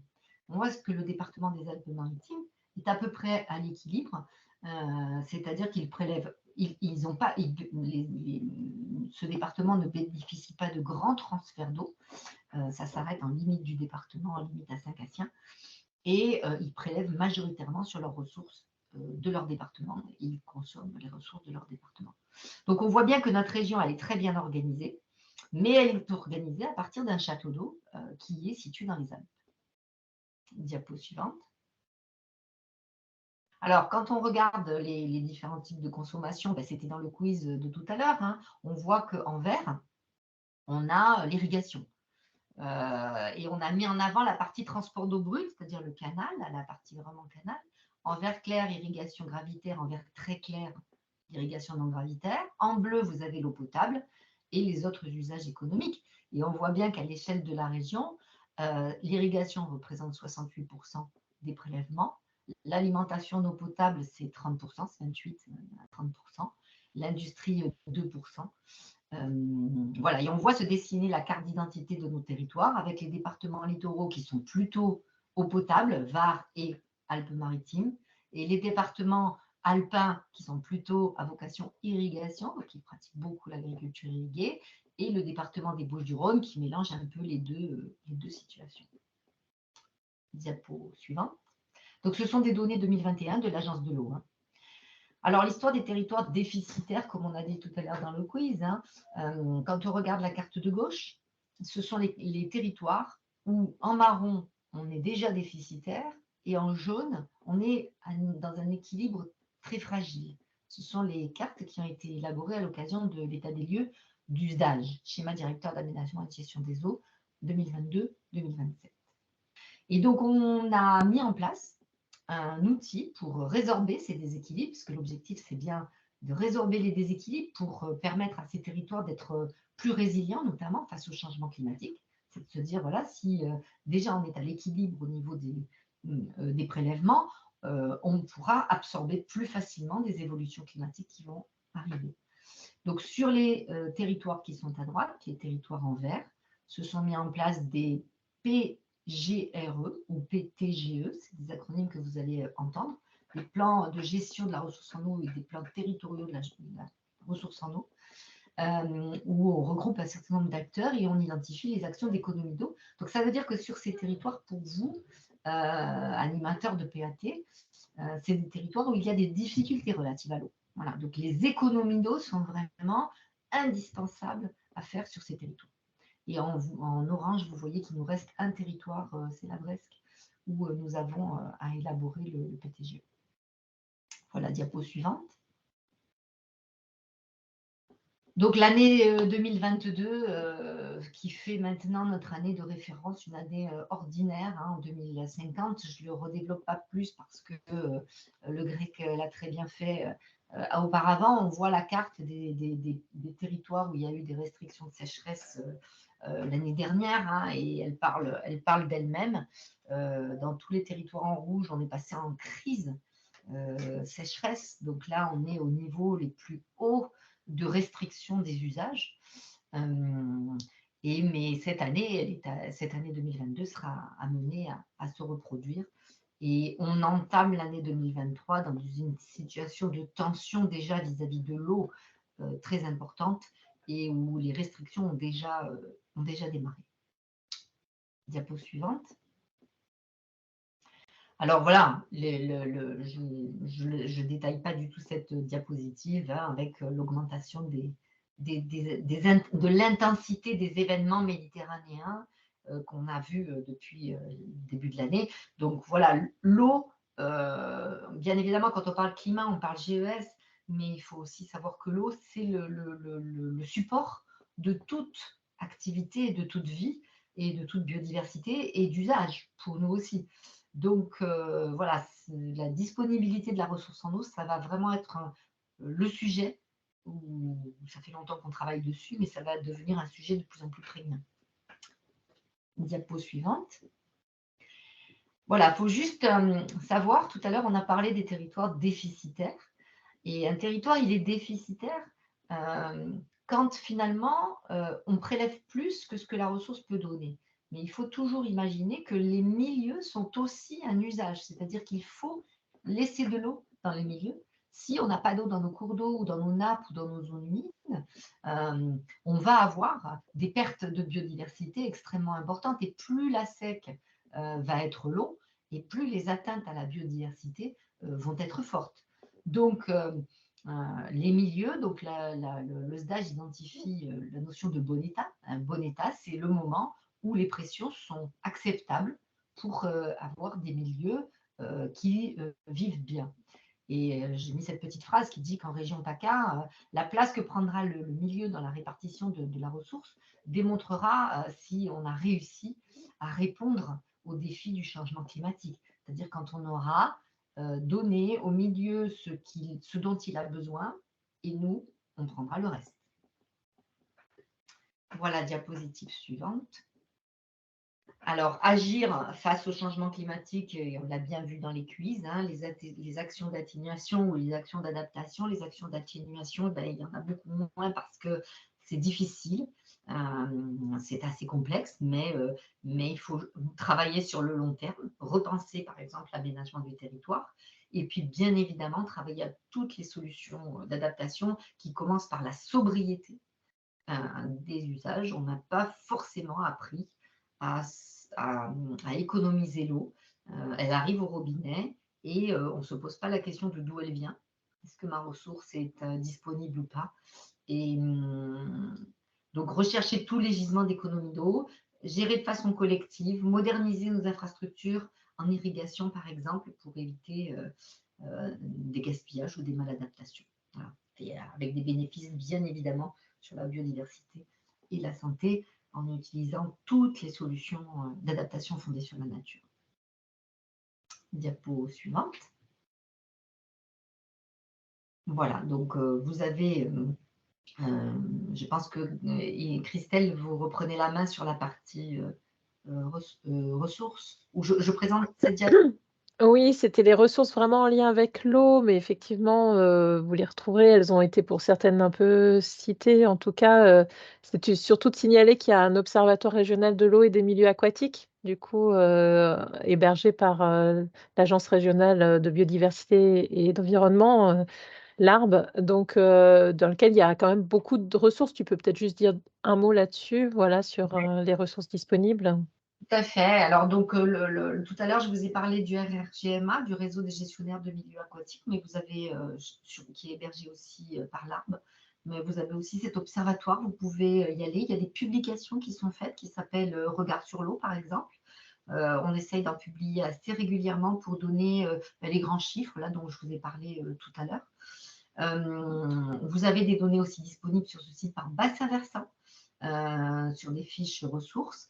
Et puis, nous avons élaboré un guide avec l'ARP, la région et l'agence qui s'appelle Les eaux souterraines au cœur de l'urbanisme, où là, on met en avant le rôle que peuvent avoir les eaux souterraines et comment les mettre en lien avec l'urbanisme. C'est un sujet qu'on oublie beaucoup trop souvent.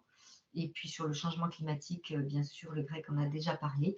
Et vous avez sur le site Eau France un ensemble de données, notamment le lien vers la BNPE, la Banque nationale des prélèvements en eau, où vous aurez toutes les données sur les prélèvements, volume des prélèvements par bassin, par commune, par département, et bien évidemment par usage, qui vous donneront toute la donnée disponible sur les prélèvements d'eau.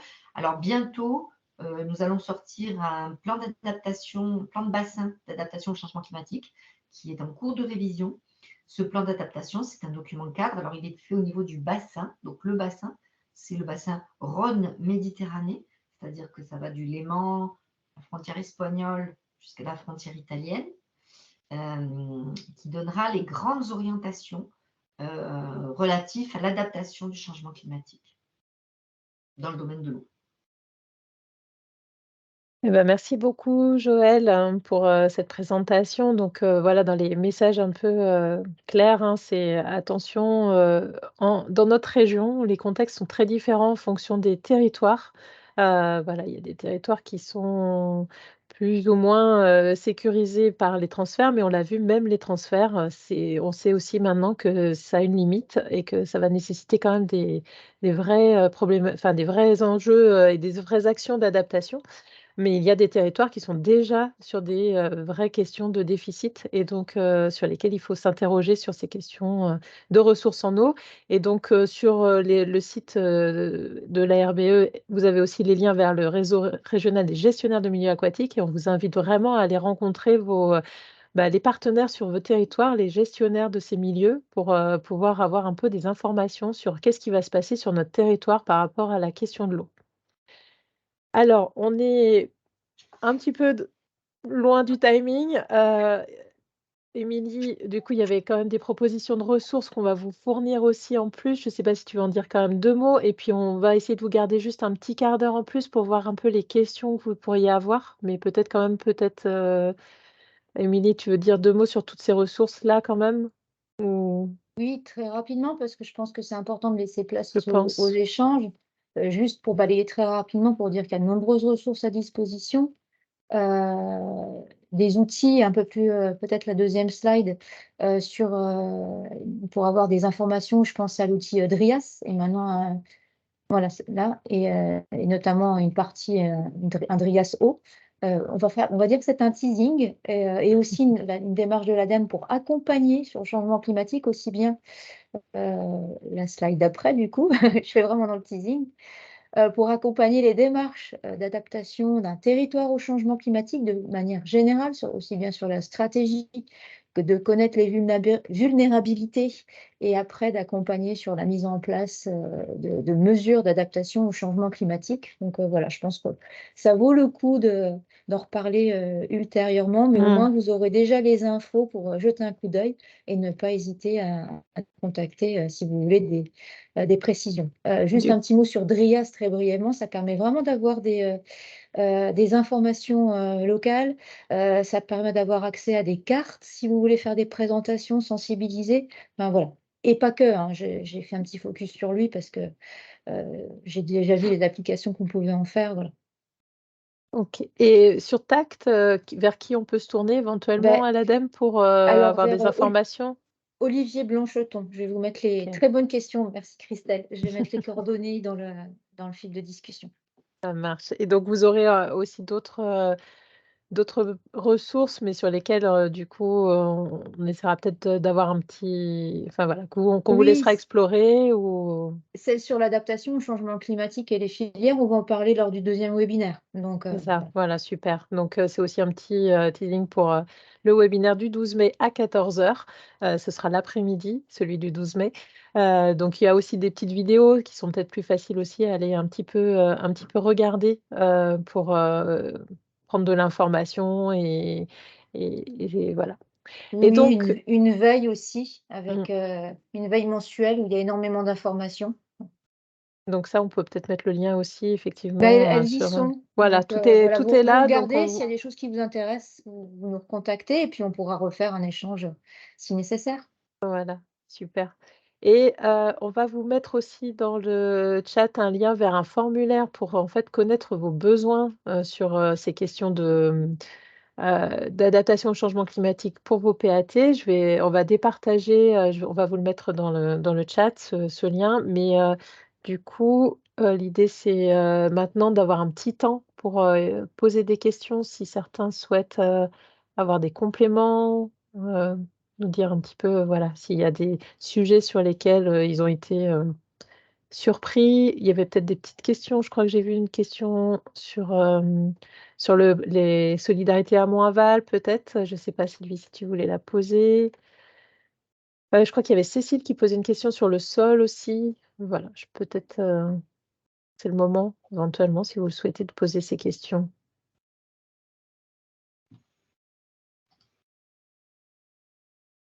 Pose Je éventuellement me le permets de prendre la parole oui, pour le vas-y. sol, je viens d'y répondre. Alors effectivement, je Ah n'avais OK, pas fait super. attention. Voilà, donc le chiffre annoncé, c'est effectivement entre 200 et plusieurs milliers d'années. Donc c'est issu d'une étude, alors je suis désolée, c'est une étude en anglais, enfin site américain. Et effectivement, ça n'empêche pas toutes les actions possibles de régénération des sols, dont enfin, blablabla, je vais y arriver, la décomposition de matière organique, le compostage, et tout cet apport de matière organique sur les sols. Et donc, l'idée, c'est qu'on reparlera effectivement aussi de toutes ces pratiques au prochain webinaire. Super, merci beaucoup. Est-ce qu'il y aurait d'autres, questions? Alors, je vois qu'il y a une question sur la solidarité Oui. amont-aval. Voilà, juste quelle est la question exactement? Peut-être la Non, personne. je ne sais pas si vous m'entendez, c'est Sylvie Lartignon, elle était plutôt générique. Moi, je travaille dans un territoire qui est donc qui a de la ressource et elle est comment dirais-je, dédiée, je ne sais pas comment on veut dire, pour des territoires donc plus en aval. Donc ça pose la question de ces fameuses solidarités amont-aval, là de façon générique, mais après très particulièrement liées à nos territoires qui ont subi de plein fouet la sécheresse et qui sont pourtant des territoires de ressources en eau. Donc voilà, je m'interrogeais sur cette problématique de solidarité amont-aval, comment on peut la traduire et la résoudre concrètement dans nos territoires. Alors, c'est vrai que c'est un vrai sujet, hein, surtout sur la bande littorale où effectivement on a des territoires qui sont sur des ressources locales, donc qui sont soumis à des restrictions de sécheresse, très important. Et puis à la fois, on a des territoires, la commune d'à côté, qui peut être desservie par une ressource qui vient des Alpes, et donc qui peut ne pas être en restriction. Mais au titre de la solidarité, amont-aval, bien évidemment, aujourd'hui, il faut qu'on puisse arriver à être tous dans des postures d'économie d'eau et de sobriété, d'autant plus que cette eau qui arrive des territoires dits sécurisés, en fait, on appelle plus ça des territoires sécurisés, parce qu'on a vu en 2022 finalement qu'ils n'étaient pas si sécurisés que ça. Alors on parle simplement de ressources stockées. En fait, les transferts d'eau arrivent de ressources stockées dans les Alpes et on voit que maintenant, en 2022, elle a commencé à manquer, y compris dans les Alpes. Et les grandes retenues d'EDF, Serponçon ou Sainte-Croix, ont eu des difficultés de remplissage. Et donc, même sur les ressources qui vont arriver sur le littoral, forcément, la solidarité va devoir s'appliquer de façon à laisser y compris plus d'eau sur les territoires des Alpes, parce que il y a d'autres usages là-haut, notamment le tourisme, à commencer par le tourisme et en bordure des lacs. Et l'année dernière, les acteurs du tourisme ont souffert énormément de ce manque d'eau, du fait que les retenues ont eu du mal à se remplir et qu'en plus, des usages ont prélevé de l'eau, hein, notamment l'eau potable, et qui fait que les retenues sont descendues énormément. Vous en avez sûrement entendu parler dans tous les journaux. Donc la solidarité amont-aval, il faut vraiment qu'on l'ait en tête, quel que soit le territoire sur lequel on se trouve. Voilà, il y a pas, ce sont ce qu'on appelle des solutions sans regret. Donc il faut forcément qu'on arrive à s'adapter parce que la ressource sera moins disponible dans l'avenir, forcément. Alors effectivement, j'ai l'impression qu'il y a des petits soucis sur les sites, sur les liens vers Drias. On va essayer de voir comment on peut trouver des liens qui fonctionnent pour tout le monde. On en reparlera et on vous renverra les liens. Il y a une autre question aussi de Caroline. Ah oui, Philippe dit qu'il y a des soucis techniques sur Drias depuis hier, donc qu'il faudra y revenir. C'est peut-être ça, c'est peut-être momentané, c'est peut-être pas forcément. Alors concernant la demande de Caroline, est-ce que tu veux intervenir? Sinon, on la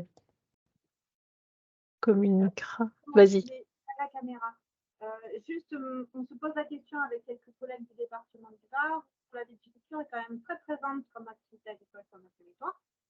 La question, c'est est-ce que dans le cadre de nos PAT, on pourra proposer ou tenir compte de cette culture qui n'est pas alimentaire, mais où on a quand même des consommations d'eau importantes, de plus en plus de demandes, de gros domaines, notamment avec la sécheresse.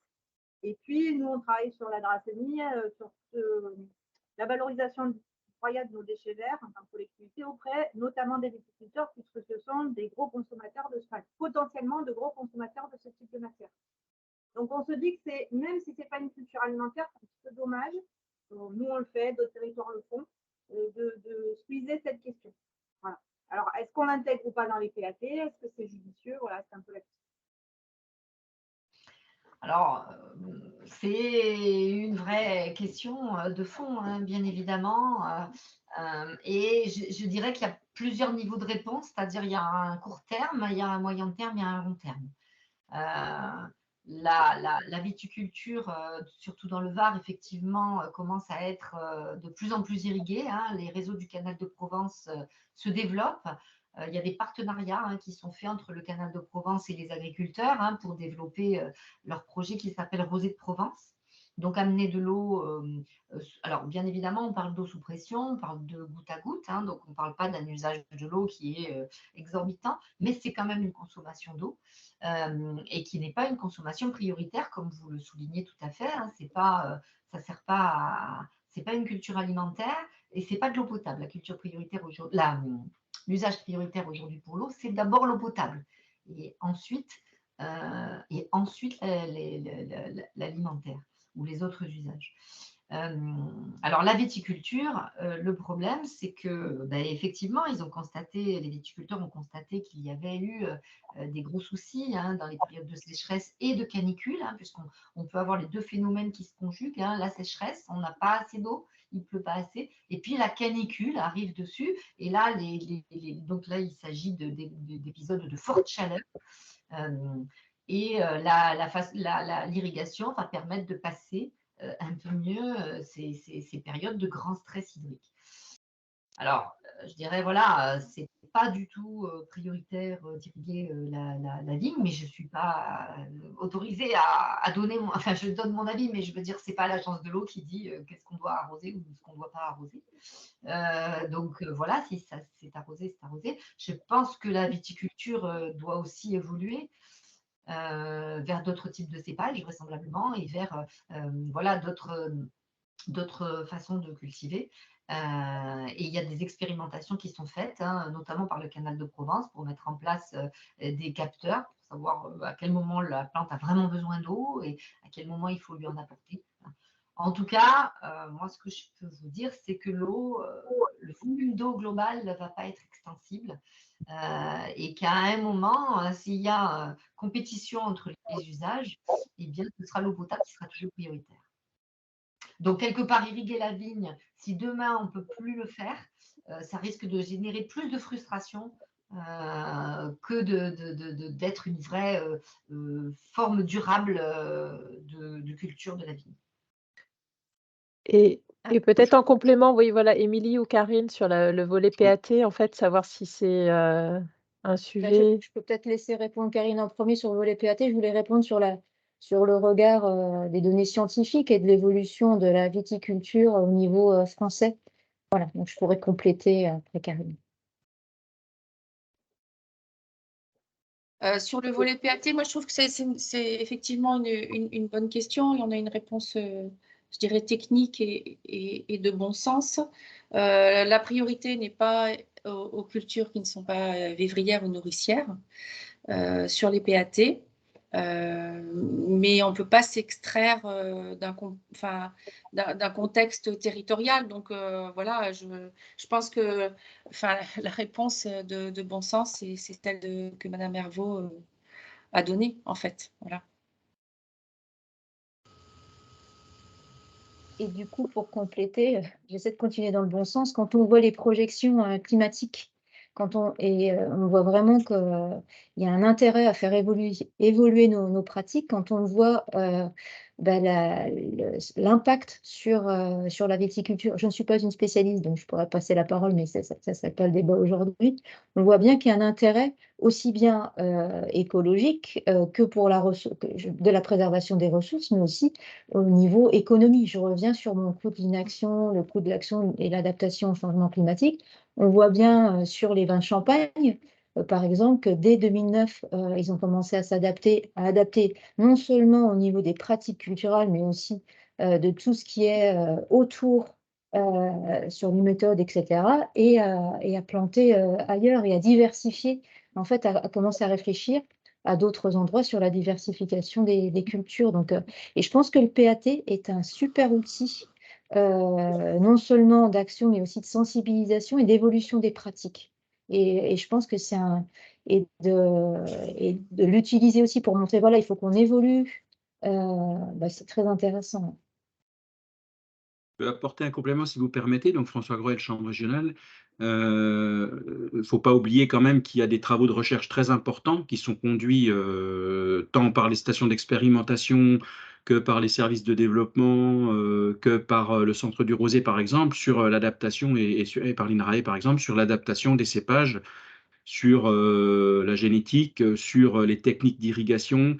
Effectivement, j'entends bien tout ce qui a été dit, hein, mais il ne faut pas oublier, quand Émilie, tu cites le fait qu'en Champagne, il y a des travaux qui ont été faits depuis longtemps, ça se fait également ici en Provence-Alpes-Côte d'Azur. On a des infrastructures de recherche et développement qui œuvrent dans ce domaine-là également.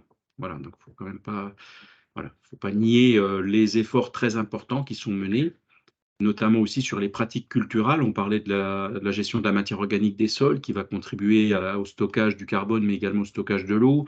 Voilà, donc on évoquait Andrasseni, je suis Andrasseni et je vis Andrasseni, donc je sais aussi un peu ce qui s'y passe. Effectivement, tous ces travaux qui sont conduits et qui vont améliorer les propriétés du sol en vue d'améliorer le stockage, comme on le disait tout à l'heure, des éléments biogéochimiques et de l'eau. Donc, alors certes, il y a encore des difficultés à gérer et il faut effectivement prioriser, et ça c'est très important. Effectivement, la ressource en eau, elle est d'enjeu majeur. Mais je crois que ce sera abordé également dans un des prochains webinaires. Merci pour le lien, François. Effectivement, au deuxième webinaire sur les pratiques agricoles, sur l'amont des filières alimentaires, on abordera aussi la question de l'adaptation des filières par rapport à la problématique de l'eau. Et j'ai vu qu'il y a une petite question aussi. Alors, Joël, c'est peut-être pas pour y répondre tout de suite là immédiatement, mais sur la part de la viticulture dans les prélèvements d'eau. Est-ce qu'on a cette information quelque part et est-ce qu'on pourra la communiquer plus tard? Parce que on ne va pas te la demander comme ça, là, de tête. Non, je ne vais pas avoir cette information. La seule information qu'on a à l'agence, c'est par usage, c'est-à-dire l'irrigation gravitaire ou non gravitaire, ou les canaux. Mais on ne sait pas dans l'irrigation gravitaire ou non gravitaire le type de culture qui est pratiqué. Je pense que c'est plus la DRAC, peut-être, ou la Chambre d'agriculture qui ont ce type d'information.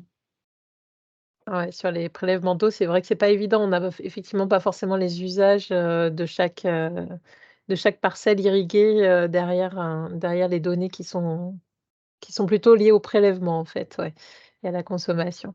Est-ce qu'il y a d'autres questions qui seraient susceptibles d'être posées? N'hésitez pas à lever la main aussi si vous n'avez pas envie d'écrire dans le chat. Levez la main pour éventuellement intervenir. En tout cas, on vous remercie d'avoir été si nombreux à nous rejoindre pour ce premier webinaire.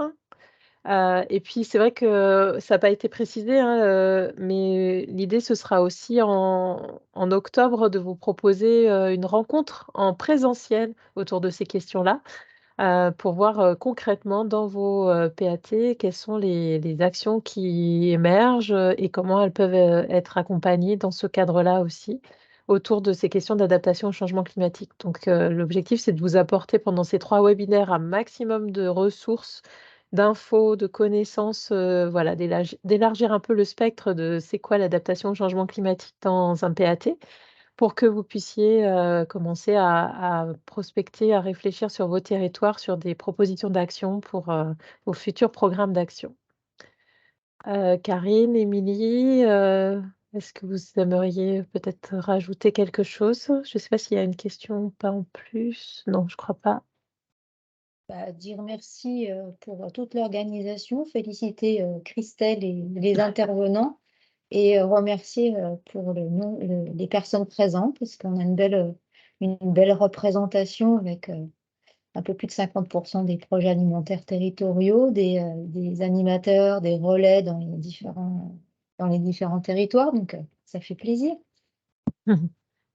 Et moi, je remercie vraiment toutes les personnes qui se sont mobilisées pour rendre ce webinaire aussi riche. Ça a été une belle construction collective, très fournie. Et merci vraiment à toutes et tous. On espère que ça pourra vraiment contribuer au maximum pour les uns et les autres. N'hésitez pas à remplir le formulaire pour nous dire quels sont vos besoins sur ces questions, sur quels axes vous aimeriez avoir des précisions. Peut-être que certains pourront être abordés dans les 2 prochains webinaires ou dans la journée en présentiel aussi en octobre, ou par d'autres biais, via les plateformes aussi, pour vous apporter des éléments de réponse. Donc n'hésitez pas à remplir le formulaire dont on vous a mis le lien dans le chat tout à l'heure, hein. Qui veut faire un petit mot de clôture? En tout cas, on espère que vous serez aussi nombreux le 12 mai à 14 h pour parler adaptation des filières agricoles. Je veux bien faire un petit mot de clôture. Merci Karine. Merci à toi Christelle pour l'organisation, parce que c'est vrai qu'en plus c'est un marathon, puisqu'il y a 3 webinaires plus la journée en présentiel à l'automne. Donc c'est vrai que c'est un vrai marathon, mais l'enjeu est fort. L'enjeu est fort de donner des éléments de compréhension, et surtout de pouvoir utiliser les ressources existantes. C'était vraiment l'objectif, c'était de faire un petit point très rapide sur chaque sujet, et surtout donner tout l'accès à toutes les ressources qui existent. Donc c'était ça l'enjeu de ces 3 webinaires, pour que les chargés de mission PAT puissent s'emparer de ce sujet-là sur leur PAT et le mettre en place dans les plans d'action. Juste peut-être j'ajouterai, voilà, j'inviterai ces animateurs de PAT à ne pas rester isolés, à venir vers nous. Au-delà des ressources, il y a des personnes aussi, il y a des services. Donc, on va construire à l'avenir un dispositif en faveur de systèmes alimentaires et agricoles durables. Mais ça va demander un peu de temps, ça va demander de la construction, ça va demander des échanges. du partage d'expérience aussi. C'est pas simplement là aussi des ressources ou des personnes qui savent, qui ont des connaissances, c'est aussi de l'expérience terrain qui compte. Et je le disais dans la présentation, c'est ces retours des acteurs territoriaux qui sont fondamentaux aussi pour la science, mais aussi pour la communauté scientifique, mais aussi pour les différents services de la région. Merci beaucoup Philippe pour cet ajout. Effectivement, on est un réseau et donc l'objectif, c'est vraiment que chacun puisse contribuer par ses expériences ou par les infos qu'il peut avoir à nourrir encore et encore le réseau. Et je vous souhaite à toutes et tous une belle journée et puis du coup à très bientôt pour le prochain webinaire. Vous devriez recevoir l'invitation un peu plus officielle avec le lien de connexion, je pense en fin de semaine. Belle journée Merci. et bon Christelle. appétit. Au Au revoir. Au revoir. Merci Christelle. Merci, au revoir. Merci, au revoir.